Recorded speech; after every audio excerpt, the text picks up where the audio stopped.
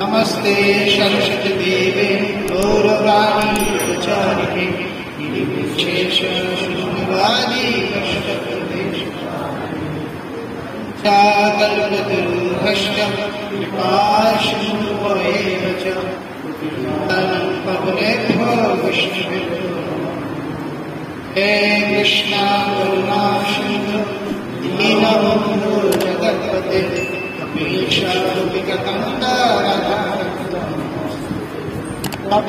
कंचन गौरंगी राधे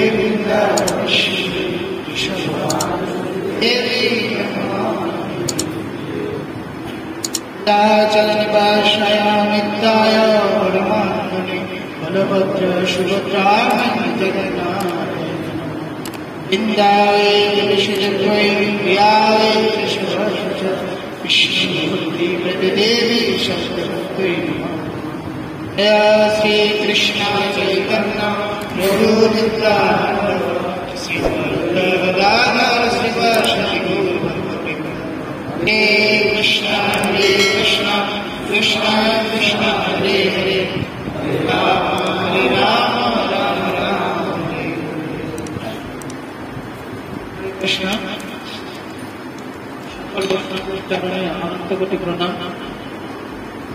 যদিও যোগ্যতা খুবই নিতান্ত, কিন্তু সংগঠন কর্তৃপক্ষ আমাকে আদেশ করেছেন, তাই ওনার আদেশকে আমি সহ্য করে ভাগবতম পাঠ শুরু করেছি।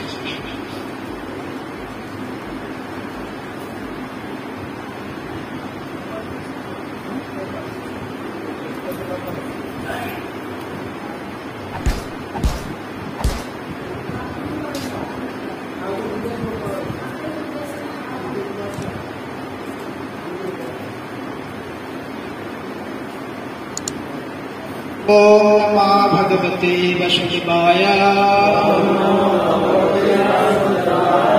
ओम नमः भगवते वासुदेवाय। ओम नमः भगवते वासुदेवाय। अष्टप्रयासु भद्रेषु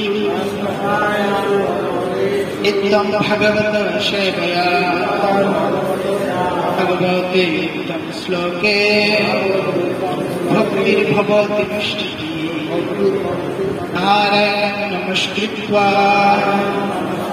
नरं चैव नरोत्तमं सरस्वतीं व्यासां ततो जयमुदीरये।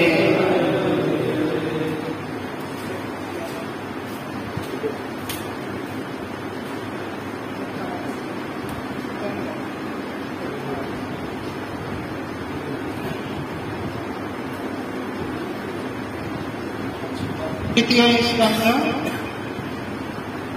अध्याय श्लोक नंबर 9। विदुर्वाच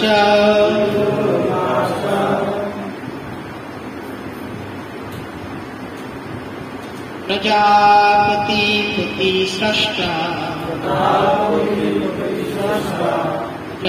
स्वर्गे प्रजापतिना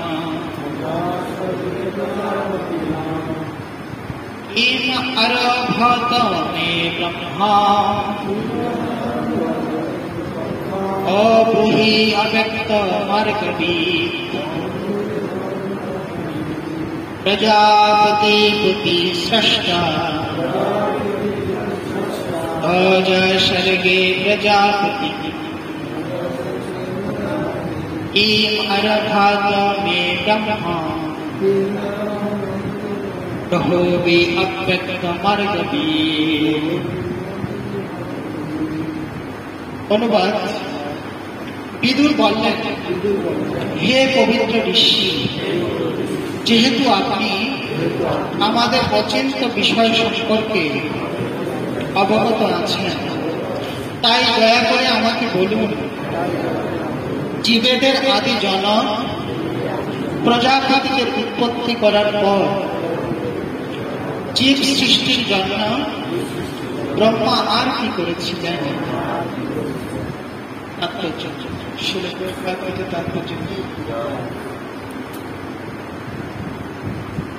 এখানে অব্যক্ত মার্গবিদ কথাটি তাৎপর্যপূর্ণ।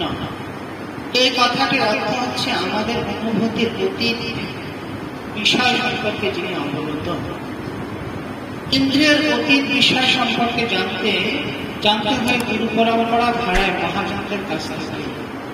আমাদের পিতা যে কে সে সম্পর্কে জানাও আমাদের ইন্দ্রিয়ানুভূতির অতীত, তা জানতে হয় মায়ের কাছে। তেমনই আমাদের ইন্দ্রিয়ের অতীত যে বিষয় সে সম্বন্ধে জানতে হলে তত্ত্ববেত্তা মহাজনদের কাছ থেকে জানা উচিত।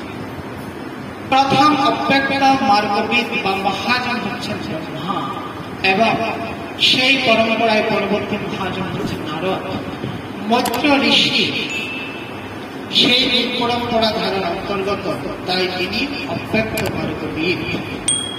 গুরু শিষ্য পরম্পরা ধারায় তিনি অবস্থিত, তিনি অব্যক্ত মার্গবিদ। সাধারণ ইন্দ্রিয় অনুভূতির অতীত যে বিষয় সেই সম্বন্ধে তিনি তাদের তাৎপর্য এখানে সমাপ্ত।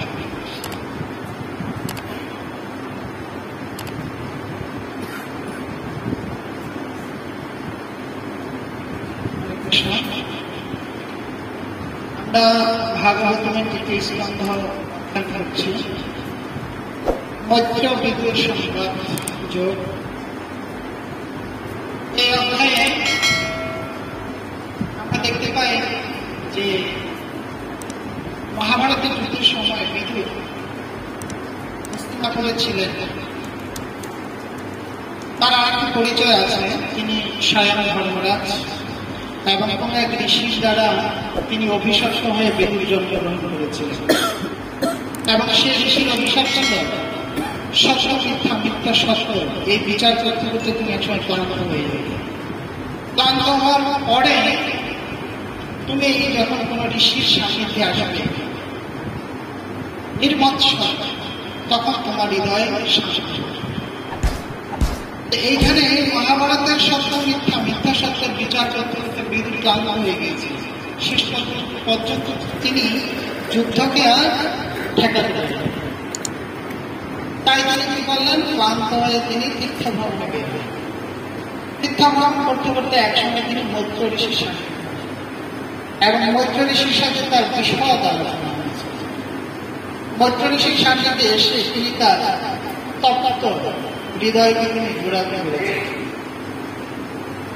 এবং তার হৃদয় শান্ত হয়েছে। শান্ত হওয়ার পরে তিনি রাজ্যে ফিরে এসে ধৃতরাষ্ট্রকে জ্ঞান প্রদান করেছিলেন। তুমি এখনো উচ্ছিষ্টপতি চণ্ডালের মতো এই গৃহে অবস্থান করছো, তোমার শতপুত্র নিহত হয়েছে, তোমার রাজ্য হারিয়ে গেছে, তোমার চুলগুলো পেকে গেছে, দাঁত নড়ছে, কর্ণ শুনছে না, কিন্তু তোমার জড় আসক্তি এখনো কমছে না। তো আমরা কলিযুগে দেখতে পাই মানুষ সবকিছু হারিয়ে অন্তিম সময়ে কি হয়ে যায়, সর্বশান্ত হয়ে যায়, কিন্তু তার যে ভোগাসক্তির প্রবৃত্তি সেটা শান্ত হয় না।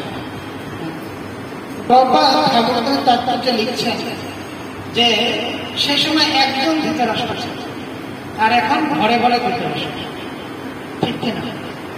আমাদের জীবনকে আমরা যদি চারটি স্তরে ভাগ করি, ব্রহ্মচর্য, গৃহস্থ, বানপ্রস্থ, সন্ন্যাস, তাহলে ব্রহ্মচর্যের পরে গৃহস্থ, মানে প্রথম ব্রহ্মচর্য হল 25 বছর, পরের 25 বছর গারস্থ, তাহলে 50-এ গারস্থ শেষ, তারপরে বানপ্রস্থ।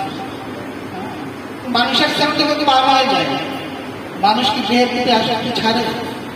ছাড়ে না, ভগবানের মধ্যে আসতে চায় না।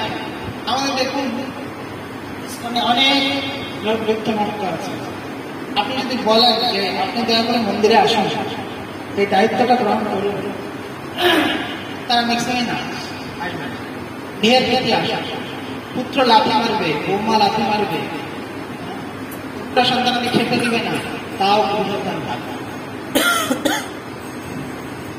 এই শাস্ত্র আত্মতত্ত্ব সম্পর্কে জানেন এবং অন্যকে উপদেশ প্রদান করতে পারেন। সে ব্যক্তিটি কে হতে পারেন? নির্মৎসর সাধু। তিনি নিজে এই জড় শরীরের বন্ধন থেকে মুক্ত হয়েছেন এবং অন্যকে মুক্ত করাতে পারেন। আর এটি সাধারণভাবে সম্ভব নয়, এটি কেবল গুরু পরম্পরা শিক্ষার মাধ্যমে সম্ভব। এখানে প্রভুপাদ ব্যাখ্যা করছেন যে প্রথম অব্যক্ত মার্গবিদ হলেন কি? ব্রহ্মা।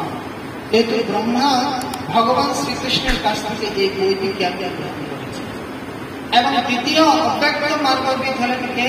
নারদ। এবং তার পরবর্তীতে কারা আসছেন? ঋষিরা। তা আমরা যদি আমাদের চেতনাকে উন্নত করতে চাই, আমরা যদি আমাদের দেহাত্ম বুদ্ধি থেকে বেরোতে চাই, তাহলে নিঃসন্দেহে আমাদের এই ধরনের অব্যক্ত মার্গবিদদের তত্ত্বাবধানে আসতে হবে, ভক্তি অনুশীলন করতে হবে। তবে আমরা এই দেহাত্ম বুদ্ধি সংসন্ন চেতনা থেকে, আর এই কলিযুগে এই সুযোগটি কে প্রদান করেছেন? এই সুযোগটি প্রদান করেছেন ইসকন প্রতিষ্ঠাতা আচার্য শ্রীল ভক্তিবেদান্ত স্বামী। তার এই পরম্পরা ধারায় থেকে আজকে আমরা বহু গুণীজনের সান্নিধ্য পেয়েছি। আমাদের পরম সৌভাগ্য যে আমাদের গুরুবর্গরা এই জগতের মানুষ নয়, তারা এই পরম্পরাকে প্রতিষ্ঠা করার জন্য কতটা ক্লেশ স্বীকার করছে। কিন্তু আমরা যদি বুদ্ধিহীন হই, আমরা যদি মৎসর সম্পন্ন হই, মাৎসর্যপূর্ণ হই, তাহলে আমরা এই ধরনের উদারতাকে উপলব্ধি করতে পারব। সে আমরা গ্রস্ত জীবনে থাকি, ব্রহ্মচারী জীবনে থাকি, বানপ্রস্থী জীবনে থাকি, আর সন্ন্যাসী জীবনেই থাকি।